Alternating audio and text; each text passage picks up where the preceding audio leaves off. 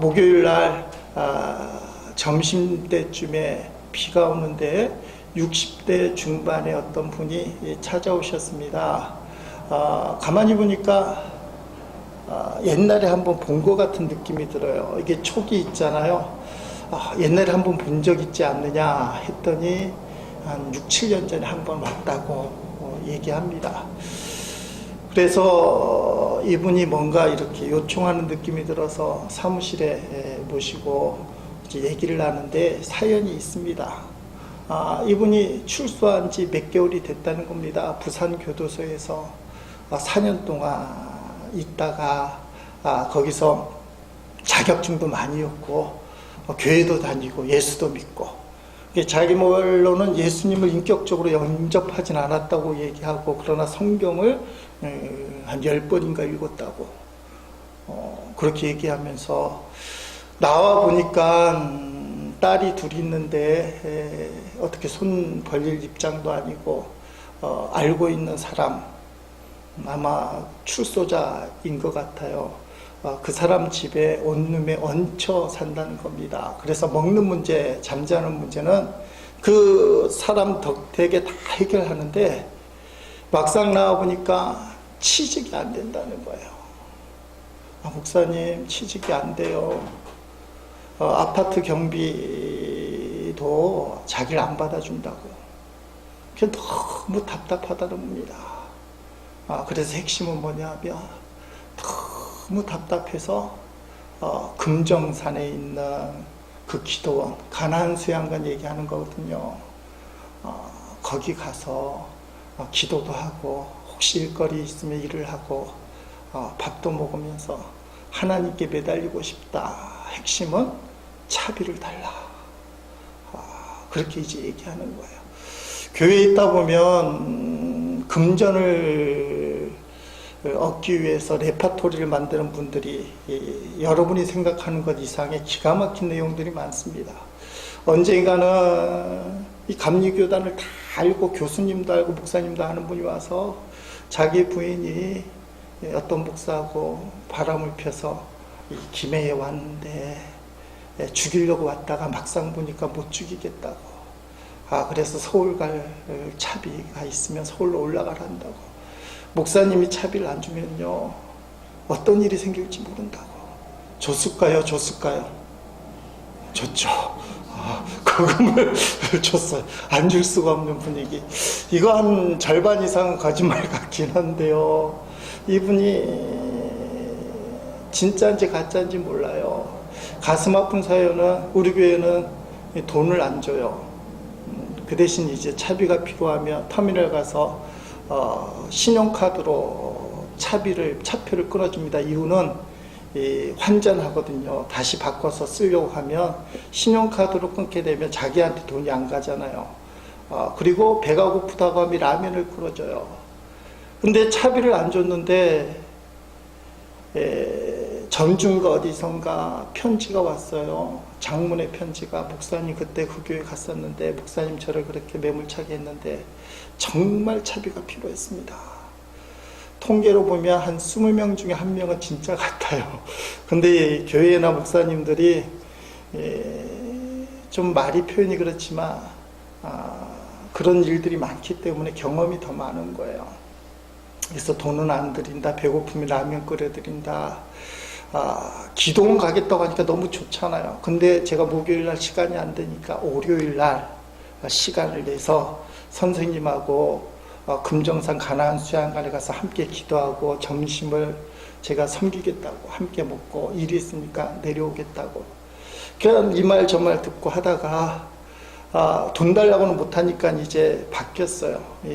월요일날 기도원 가는 것 좀 그렇고, 지금 국수가 그렇게 먹고 싶다고. 그렇게 생명과학고등학교 앞에 있는 국수집으로 저를 끌고 가는 거예요. 함께 맛있게 국수를 먹었습니다. 이분이 이런 경험이 없었던 것 같아요. 돈이 없다고 하든지 돈을 몇 푼 주고 하던데, 실제로 국수를 먹어주는 목사가 생기니까 나보고는 자기가 감옥에 있었던 게 하지 말라고 하고는 거기에 앉아서 내내 감옥 얘기만 하는 거예요, 제가. 그래서 감옥자 하지 말고 회사로 바꾸라고, 회사에 계실 때. 그런데 이분이 재밌는 말을 해요. 하다가 뭐라고 얘기하냐면, 목사님, 스님들이 그렇게 많이 오십니다. 그래서 속으로, 그렇지, 목사님하고 스님이 재소자들 가서 신방도 하고 방문도 하고 기도도 해주고 위로도 해주고, 그 생각을 가졌어요. 근데 조금 듣다 보니까 뉘앙스가 바뀌는데, 재소자가 뭐 1500명에서 2000명 있다 그래요. 근데 목사님들, 스님들이 범법자로 많이 오신다는 거예요. 그 속에. 그러면서 하는 말이, 요새 감방에 들어오면 때리지 않는데요. 근데 성직자는 두들겨 팬답니다. 엄청 두들겨 팬다네. 그래서 맞아도 싸죠. 그렇게 얘기했어요. 맞아도 싸죠. 성직자가 특별히 그 성폭력, 사기죄로 많이 온대요. 그 짓하고 감옥에 들어가면 맞아도 싸죠.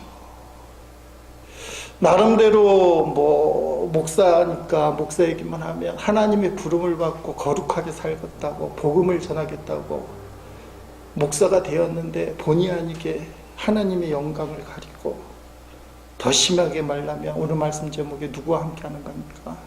하나님을 떠나서 사람들의 손가락질을 받고 맞아도 엄청나게 만든 그런 목사가 될 수밖에 없는 이유도 있겠지만 참 가슴이 답답해요. 지난 주간에 우리 한국 사회에 이슈가 됐던 또 한 번의 아픔이죠. 인천에 있는 모교의 그루민 성폭행 사건, 성폭력이라 얘기하잖아요. 젊은 목사님이신데요, 30대 중반 같아요.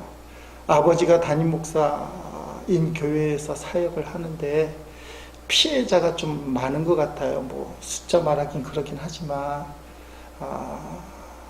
그 많은 사람들이 피해를 당했는데, 왜 문제가 커졌냐면 담임 목사이신 아버지가요, 피해를 당한 사람들을 이단 세력이다, 교회 음해 세력이다.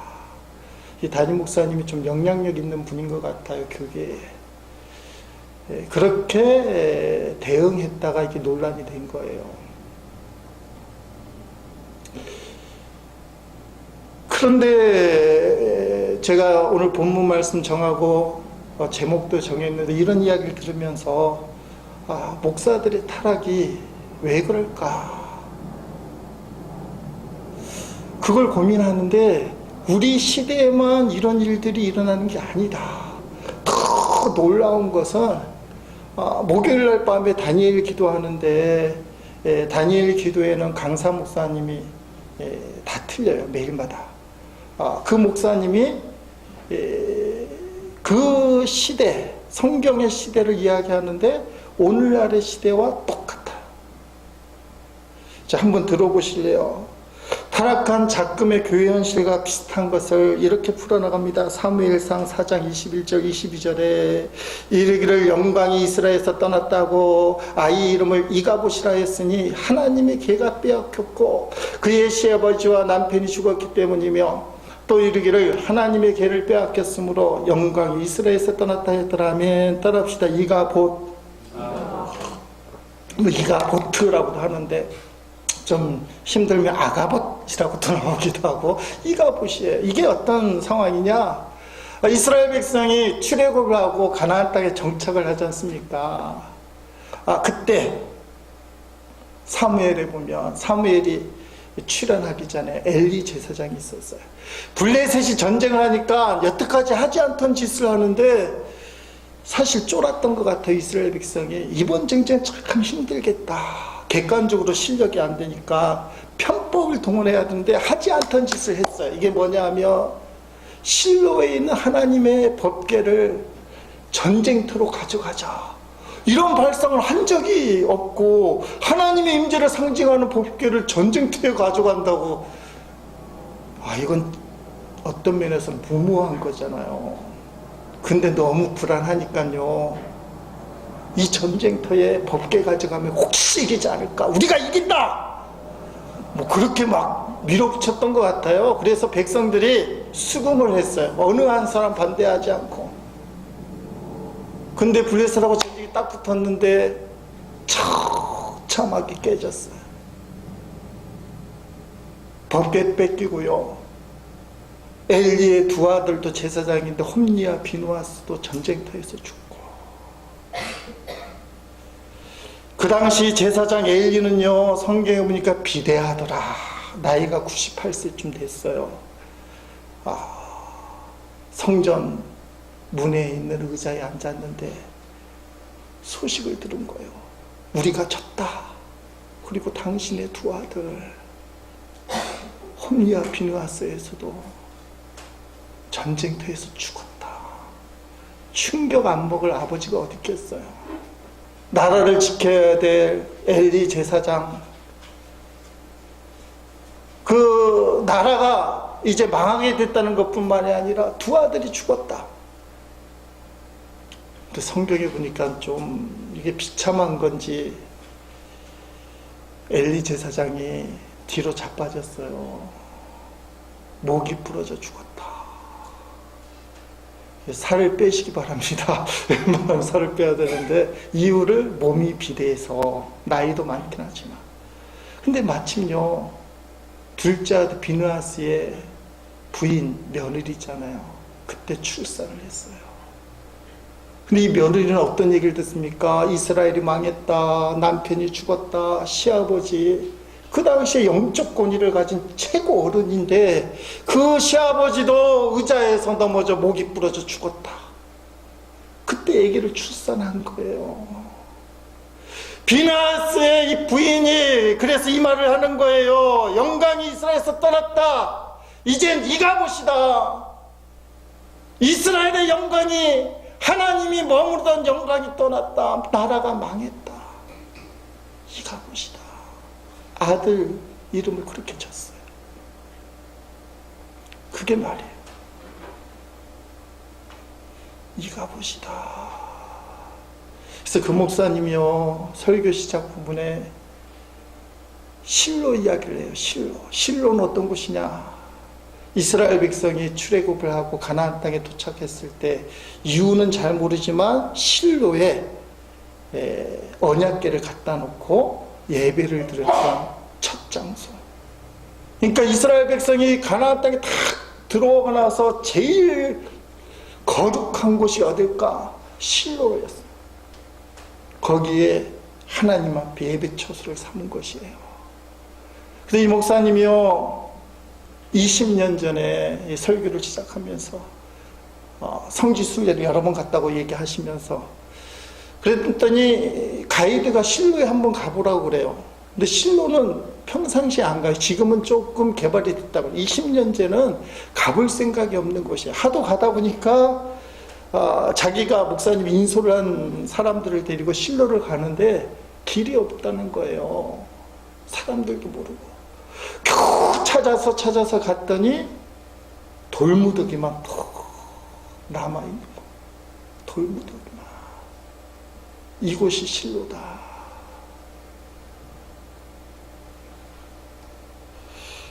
여러분, 실로가 어떤 곳이냐? 우리가 잘 아는 이야기로 한번 들어가 봅시다. 사무엘상 1장 3절을 보면 이 사람 엘가나와 한나입니다. 한나가 매년 자기 성읍에서 나와서 실로에 올라가서 만군의 여호와께 예배하며 제사를 드렸는데 엘리의 두 아들 홈리와 비느하스가 여호와의 제사장 거기에 있었더라며. 여러분, 한나가 마음을 먹고 통곡하며 기도하러 온 것이 실로. 이스라엘 온 백성이 절기만 되면 반드시 찾아가서 하나님 앞에 예배했던 가장 거룩하고 가장 영광스러운 곳이 실로. 여러분, 근데 이 실로가 이가봇이 되었다는 거예요. 근데 성경에 보니까 사무엘상이 진행이 되는데요, 하나님의 영광이 떠나고 하나님이 떠나버린 이가봇이 그냥 생긴 게 아니에요. 한마디로 얘기하면 제사장의 타락입니다. 홈리와 비느하스가 아버지를 이어서 제사장 직분을 하는데 자기 몫의 고기를 자기 마음대로 가져왔어요. 처음에는 원래 제사장이 드릴 고기를 성별해서 나중에 드리는데, 그러면 자기가 선택을 못 하잖아요. 나는 이 부위를 좋아하는데 저거 갖다 주면 좀 싫잖아. 그래서 이 사람들이 자기 거 먼저 챙기더니 나중에는 드리기 전에 재물 중에서 내 거를 챙겼어요. 요새 말로 얘기하면 하나님 앞에 드려진 헌금을 자기 마음대로 유용했다는 거예요. 근데 더 심각한 문제가 생기기 시작하는데, 아무도 그들을 제지를 안 하니까요, 홈리와 비느하스가 회막에서 수종드는 여인들과 동침했다, 잠자리를 같이 했다, 이렇게 표현을 하는데 사실은 성폭행이에요. 뭔가 비슷한 느낌이 들지 않아요? 어디서 많이 들었다. 교회의 재정을 자기 마음대로 이용하더라. 성폭행을 목사님들이 기르더라. 참 놀라운 거는 우리 시대만 그런 문제가 있었던 것이 아니라 성경에 사무엘 이전 시대에도 똑같다는 거예요. 이가보, 하나님의 영광이 떠났다. 근데 여러분, 여기서 우리가 희망을 발견해요. 엘리 시대에도 이가보시고, 솔직히 말하면 오늘 우리가 사는 이 발을 딛고 사는 이 현실도 여러분, 목사님들 보면 힘이 빠지잖아요. 이게 하나님 영광 제일 가리고 전도의 문 제일 가리고 목사님들이 다 망치는, 사실 이가봇의 시대. 내가 하나님이라도 교회 떠나겠다, 영광 거두어버리겠다. 그 이가봇의 시대, 엘리 시대에 하나님이 그냥 계시지 않았다는 거예요.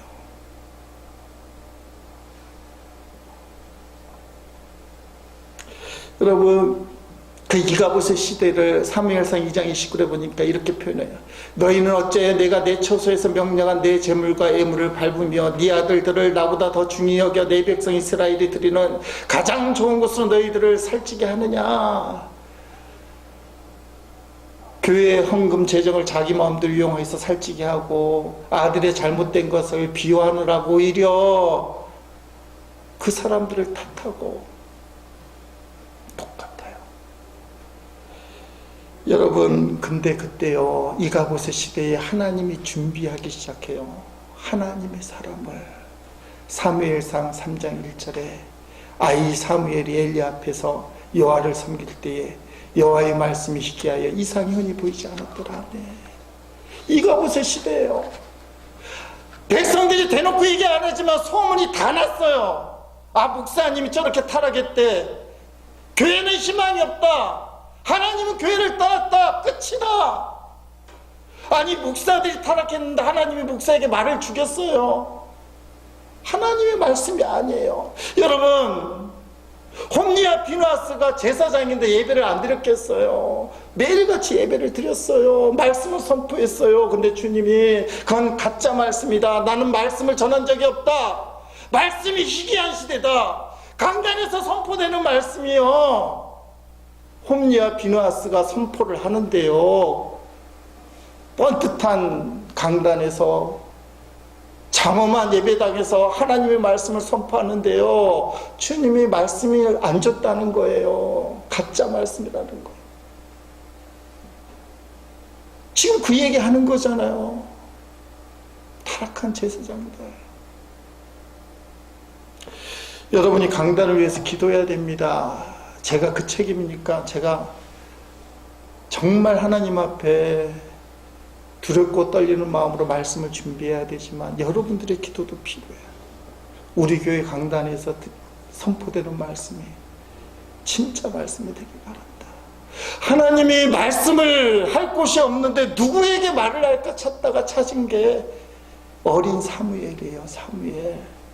한나가 하나님 앞에 통곡하며 기도해서 얻은 자식을 드렸잖아요. 하나님 앞에 온전히 드렸잖아요. 사무엘을 하나님이 찾으셨어요. 사무엘상 3장 3절 5절에 보면 하나님이 등불은 아직 꺼지지 아니었으며 사무엘은 하나님의 궤 있는 여호와의 전안에 누웠더니 엘리 여호와께서 사무엘을 부르시는지라 그가 대답하되 내가 여기 있나이다 하고 엘리에게로 달려가서 이르되 당신이 나를 부르셨기에 내가 여기 있나 하다니 그가 이르되 나는 부르지 아니했으니 다시 누구라 하는지라 그가 가서 누웠더니 아멘. 여러분, 이 당시 사무엘의 나이가 아마 12살쯤으로 그렇게 생각이 됩니다. 12살이 돼야 공식적으로 뭔가 할 수 있는 나이래요. 그래서 12살이 돼. 왜냐하면 사무엘이 이제 이스라엘 역사에 본격적으로 나오려니까 12살 소년이에요. 근데 이 소년이 특징이 있다면 하나님 앞에 드려지고 하나님께 모든 걸 맡겼다는 것밖에 없어요. 영적으로 아주 미성숙하고 무지해요. 사무엘아 부르니까 영이 탁 튀었으면 12살짜리라도 하나님 그럴 텐데 누가 부른다고 생각했어요? 엘리 제사장, 하나님의 소리를 사람의 소리로밖에 생각할 수 없는 12살 사무엘을 하나님이 찾으셨어요. 이 일이 두 번 연거푸 일어나니까 엘리 입장에서는 한밤중에 잠을 깨우는 사무엘이 이상한데 그래도 제사장이잖아요. 아, 이건 하나님이 하시는구나. 사무엘에게 또 한 번 너의 이름을 부르거든. 주님 말씀하옵소서 종이 듣겠나이다. 이렇게 하라. 세 번째, 사무엘아 주님 말씀하옵소서 제가 듣겠나이다. 그랬더니 하나님이여 주저리 사무엘에게 이야기하고 이스라엘 역사 이가봇의 그 타락한 이스라엘 상황에서 사무엘이 이제 등장해서 교회를 바꾸고 사회를 바꾸기 시작하는 거예요.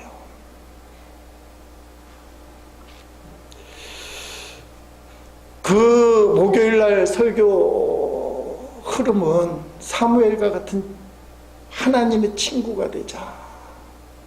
이게 설교 제목이었어요. 근데 저는 이렇게 들리는 거예요. 번지르르하게 제사장이 타이틀을 쓰고 하나님의 말씀을 쏠고 겉으로는 괜찮은 제사장이지만 홈리와 피나스가 이가봇의 원인 제공자.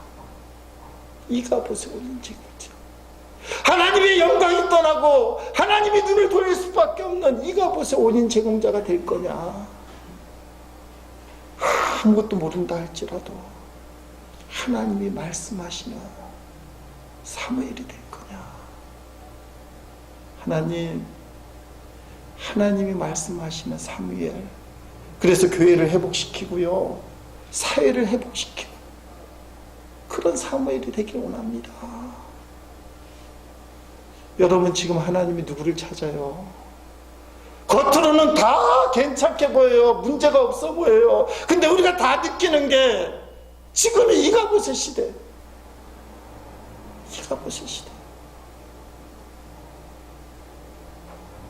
이 시대에 찾는 사람은 사무엘인데, 사무엘이 왜 하나님이 부르셨을까? 딱 한 가지예요. 온전히 하나님 앞에 드려진 사람, 하나님만 붙은 사람, 하나님과 함께 있는 사람, 그게 사무엘이었다. 오늘날 찾는 사람이 누군가? 하나님과 함께 있기를 원하는 사람. 요새 계속 얘기하잖아요. 함께라는 단어에 제가 다 꽂혀서 이제 모든 주제가 함께. 그래서 오늘 설교 제목도 함께를 미리 붙였어요. 함께. 세상을 쫓아가는 것이 아니라 하나님과 함께 있는 사람. 본문 역대상 10장 말씀, 오늘은 본문 설명이 좀 작은 부분을 차지할 텐데, 이 역대하 10장은요 솔로몬이 죽고 난 다음에 그의 아들 르호보암이 이스라엘이 왕이 됐을 때의 사건입니다. 근데 이스라엘 백성들이 그 솔로몬의 뒤를 이은 르호보암에게 이제 왕이 됐으니까 그 사람에게 왔는데요, 청혼을 하는 거예요. 청혼. 왕이 되는 새로운 왕에게 어떤 청혼을 하느냐? 본문 4절에 보니까 이렇게 얘기합니다. 왕의 아버지께서 솔로몬을요, 솔로몬이라고 부르지도 않아요. 르호보암 당신의 아버지라고 기분이 나쁘다 이거예요. 이스라엘 백성 이제 설명드릴게요. 당신의 아버지 솔로몬이 우리의 멍에를 무겁게 했으나 왕 이제 새로 되는 솔로몬의 아들 르호보암은 왕의 아버지께서 우리에게 시킨 고역과 매운 무거운 멍에를 가볍게 하소서. 그리야 하시면 우리가 왕을 섬기겠나이다. 여러분, 이스라엘 시대에서 가장 꽃이 피고 왕성하고 번창한 시기는 솔로몬의 시대예요. 성경이 그걸 얘기해요. 아버지 다윗이 믿음이 튼튼했잖아요.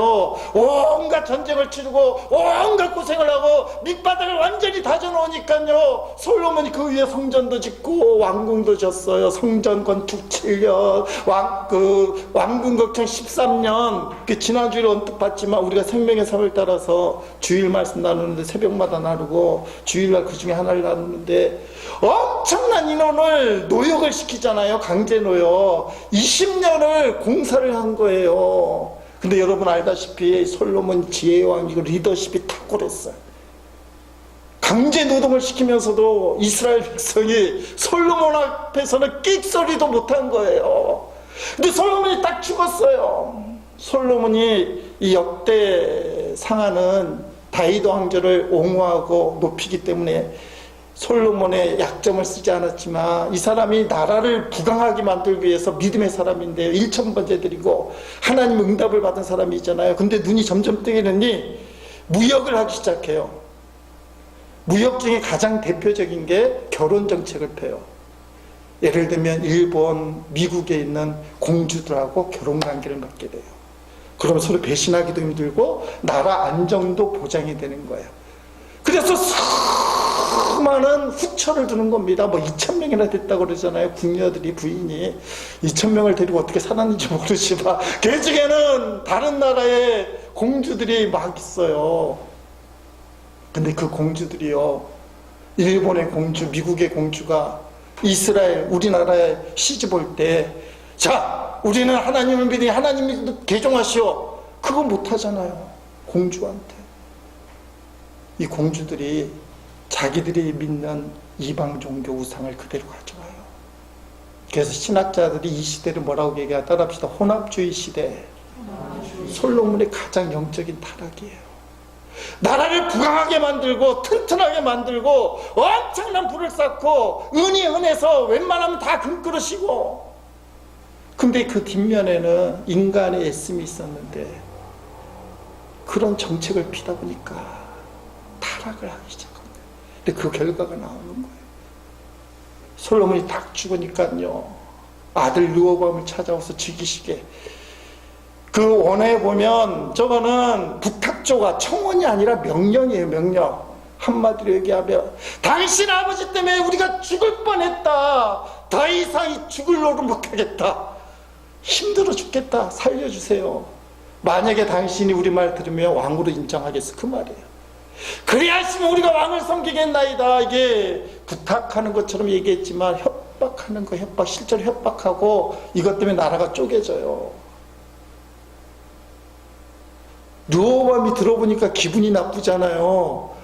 아버지 때는 끽소리도 못하는, 표현이 그렇지만 아무것도 아닌 것 같은 것들이 왕이 바뀌었다고, 내가 왕이 됐는데 이제 좀 자기를 풀어달라는 거예요. 자존심이 좀 상하잖아요. 근데 즉답을 안 해요. 3일의 여유를 달라. 아버지가 함께 나를 다스렸던 올로 신하들을 찾아갔더니 들어주세요. 사실 고생이 많았어요. 겉으로는 화려하고 번성하고 다 잘 된다고 그랬지만 백성들이 20년 동안 너무 고생했어. 지금은 풀어줘야 될 때입니다. 젊은 르호보암이요, 안 들어오잖아요. 자존심 상하게. 그래서 그래요 하고는 자기하고 같이 자란 젊은 신하들을 모아서 너희는 어떻게 생각하냐. 이 젊은 애들도 혈기가 있잖아요. 아, 그래요? 그럼 이렇게 얘기하세요. 르호보암 왕이시여, 왕이 새끼 손가락이 아버지 솔로몬의 허리보다 더 굵고, 아버지가 솔로몬이 백성에게 준 멍에보다 더 큰 멍에를 줄 것이고, 솔로몬이 채찍으로 너희를 쳤다면 정갈 채찍으로 이제 치겠다고 얘기하세요. 무시무시한 뼈가 있는 정갈 채찍이잖아요. 가시가요. 왕을 우습게 여기니까 세상말로 얘기하면 초장에 잡아야 돼요. 초장에. 르호보암이 귀에 쏙쏙 들어오는 거예요. 하나님과 함께하는 것, 원로의 말을 듣는 거예요. 탁 차버리고 자기하고 함께 자는 젊은 신하들 얘기를 기쁘게 듣고는 선포해요. 내가 그렇게 하겠다. 나를 우습게 보다니.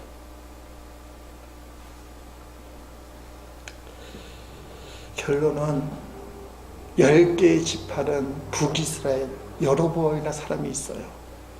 그 사람을 왕으로 추대해서 북이스라엘이 되고, 르호보암은 자기가 속한 유다 지파와 베냐민 지파 두 지파, 근데 정통성이 있어요. 다윗의 후손이니까 두 지파는 남유다. 그래서 분단 이스라엘 시대가 돼. 우리나라하고 비슷하잖아요. 그 원인이 뭐냐? 오늘 본문에 나와 있는 르호보암이 선택이에요. 원로들의 충언을 선택하지 않고 하나님과 함께하는 길이에요. 하나님과 함께하는 길을 자존심이 상해도 가야 되는데요, 정말 나라를 생각한다면, 근데 그걸 무시하고요, 자존심 때문에 자기 욕심의 길을 걸어가서 남북이 갈라져 버렸어요. 여러분, 신앙생활이라는 게 도대체 뭐냐? 하나님을 따라가고 함께하고 순종하는 것이다. 맞습니다. 근데 우리가 하나 더 생각하는 것가 있어요. 하나님과 함께하는 게 뭐냐? 성경 말씀대로 기뻐하고 감사하고 은혜가 충만해서요, 늘 평온하고 아름다운 모습으로 신앙생활하는 것이 하나님이 기뻐하신다. 근데 문제가 뭐냐 하면요, 기뻐하고 감사하고 은혜가 충만하고 얼굴이 아름다운 모습이 안 될 때는 하나님이 나를 미워하나 봐, 하나님이 나와 함께하지 않나 봐 하고는 신앙생활을 접을 때가 있어요. 여러분, 감사하고 기뻐하고 은혜가 충만하고 얼굴 표정이 환하고 평온한 것보다 더 중요한 거는, 따라합시다, 하나님과 함께하는 것이다. 어떤 일이 있어도 하나님과 함께하는 거. 성경 계속 읽다 보면 르호보암이 전쟁하려고 하다가 하나님이 하지 말라고 하면 그때는 자존심 내려놓고 안 해요. 싸워봤자 질까 해서도 그렇겠지만 말을 들어요. 헐기 있던 사람. 하나님과 함께하는 거예요. 저도 그렇게 생각했어요. 하나님과 함께하는 것은 기쁘고 감사가 충만하고 신앙생활이 잘 돼서 하나님께 영광 돌리는 거. 근데요, 아까 말씀드린 이가봇의 시대, 하나님의 영광이 떠나고요, 하나님 우리를 떠난 것처럼 죄악의 시대에도 불구하고 하나님이 진짜 기뻐하는 것은 사무엘이라 그랬잖아요. 하나님 앞에 자기의 인생을 드린 그 어린 12살 사무엘. 근데 하나님이 진짜 기뻐하는 것은요, 우리의 얼굴 표정이 아니라 있는 자리라는 거예요. 제가 이 본문 말씀 미리 정하고 제목도 미리 정했는데, 어저께 다니엘 기도회, 오늘 다니엘 기도 얘기 많이 하는데, 그 강사 목사님을 통해서 답을 주시는 거예요. 이 메시지를 딱 받는 순간 오늘 설교의 결론이다. 어떤 말씀을 주셨느냐? 에레미야 2장 1절 2절을 보니까 그 강사 목사님 인용한 말이에요. 적어갖고 설교한 건 아니에요. 여호와의 말씀이 내게 임하니라. 이르시되 가서 예루살렘의 귀에 외칠지니라. 여호와께서 이와 같이 말씀하시기를, 내가 너를 위하여 네 청년 때의 인애와 네 신혼 때의 사랑을 기억하노니 곧 씨 뿌리지 못하는 땅 그 광야에서 날 따랐습니다. 아멘. 이스라엘이 타락하니까요, 하나님의 예언자를 들었으신데 에레미야를 불렀어요. 에레미야야, 내가 이스라엘 백성에 하고 싶은 말이 꼭 있단다. 2장에서. 그래서 그 예루살렘에 가서 이런 말을 해라. 어떤 말을 했느냐? 씨 뿌리지 못하는 땅 그 광야에서, 그걸 하나님이 기억하셔서 뭐라고 표현하느냐? 이스라엘이 청년 때의 인애라는 것은 충성, 성실, 뭐 여러 가지 번역으로 되어 있어요.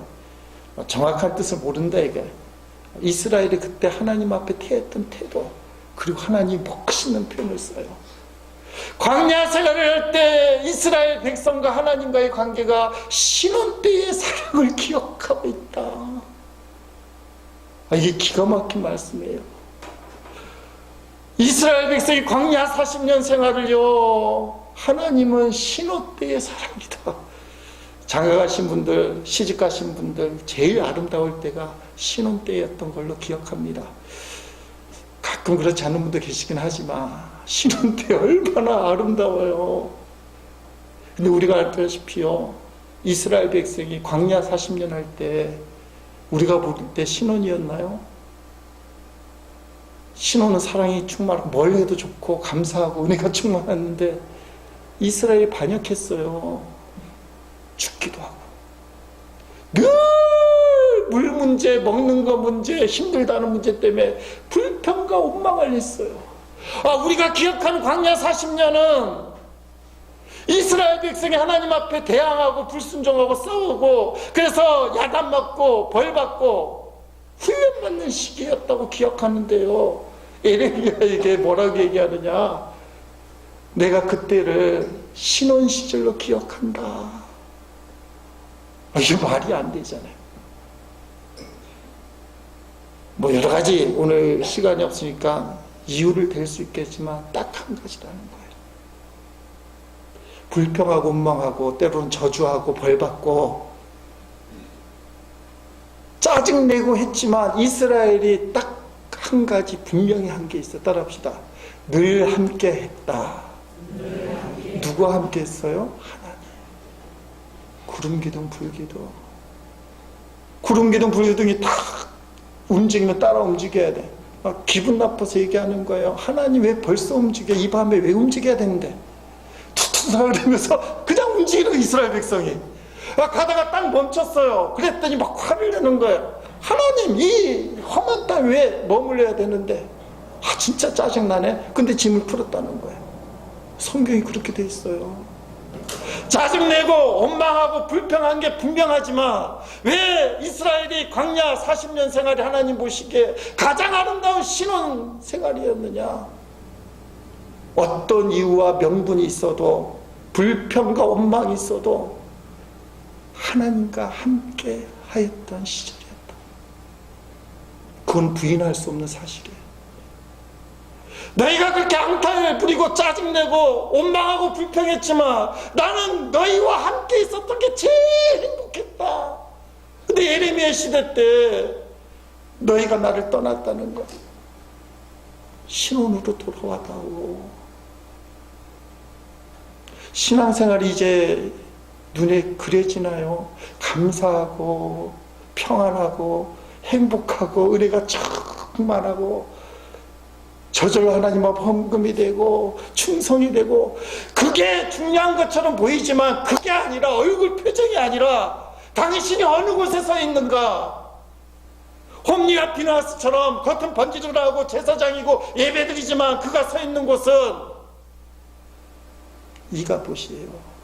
타락하고 냄새나고 더러운 세상, 자기 뱃속만 채우는, 여전히 죄악과 욕심에 있는 것, 그 사람은 이가봇의 삶이에요. 근데 불평하고 원망하고, 아휴 오늘도 교회 가야 되나, 오늘도 기도해야 되나 하는데 하나님과 함께 있는 그 사람, 그게 신앙이에요. 그래서 주님이 뭐라 얘기합니까? 난 중심을 본다. 난 너의 중심을 본다. 너가 홈리와 비누아스처럼 번지르르하게 신앙생활하고 잘하는 것처럼 보이지만 너가 서 있는 곳이 어딘지 난 안다. 너는 나에게 원망하고 불평하지만 난 너를 사랑한다. 너가 서 있는 곳은 나와 함께 하는구나.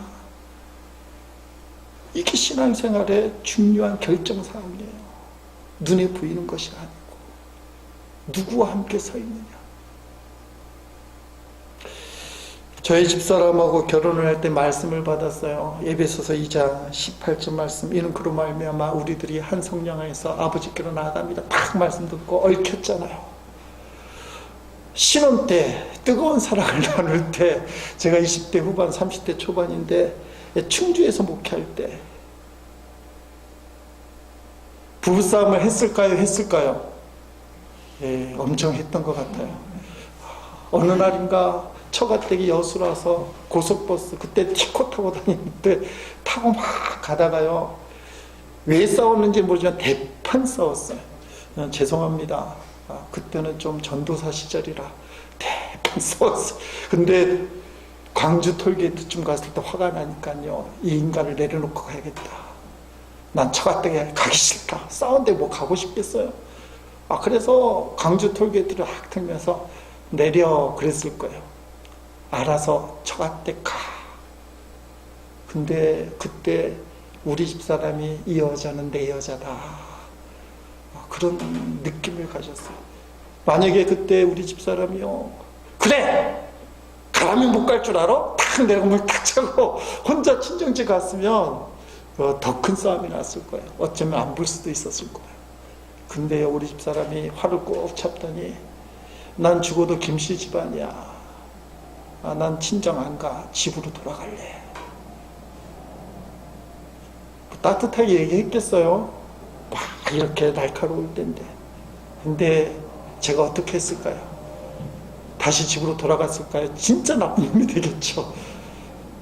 가만히 그 말을 듣고는 친정집으로 갔어요. 내가 어떤 화를 내도, 내가 어떤 잘못을 해도 하나님이 말씀으로 맺어줬으니까 그런지 모르지만 이 여자는 내 여자다. 나를 떠난 여자가 아니다. 영원토록 함께할 여자다. 우리 여성분들 잘 들으셔야 돼요. 그 중요한 순간에 떠나버리면 인생의 큰 아픔이 돼요. 근데 함께 해주는 거예요. 사랑하는 성도 여러분, 하나님이 우리에게 원하는 게 뭐냐? 함께 하는 거예요. 사랑하는 두 사람이 헤어진다면 누가 더 가슴이 아플까요? 더 많이 사랑한 사람. 하나님과 우리가 만약에 죄 때문에 헤어진다면 누가 더 가슴이 아플까요? 독생자까지 보내주신 하나님 아버지의 사랑이 사실은 더 아파요. 근데 그 하나님이요, 우리와 함께 하길 원해요. 근데 르호보암은 자존심 때문에 하나님과 함께 하지 않고 자기 욕심의 길을 선택했어요. 오늘 본문 말씀이 그거예요. 그랬더니 나라가 분단되어 버렸어요. 고통이 생기고 문제가 생기는 겁니다. 여러분, 신앙생활이요, 기쁘고 감사하고 은혜가 정말 우리가 바라는 거지만 설령 그렇지 못하고요, 오늘도 불평이 생기고 원망이 생기고 짜증이 나고 화가 나지만 광야의 이스라엘 백성처럼 이상하게 하나님 쫓아가는 사람, 하나님과 함께하는 사람, 하나님 그 사람을 기뻐하셔요. 그게 사무엘이에요.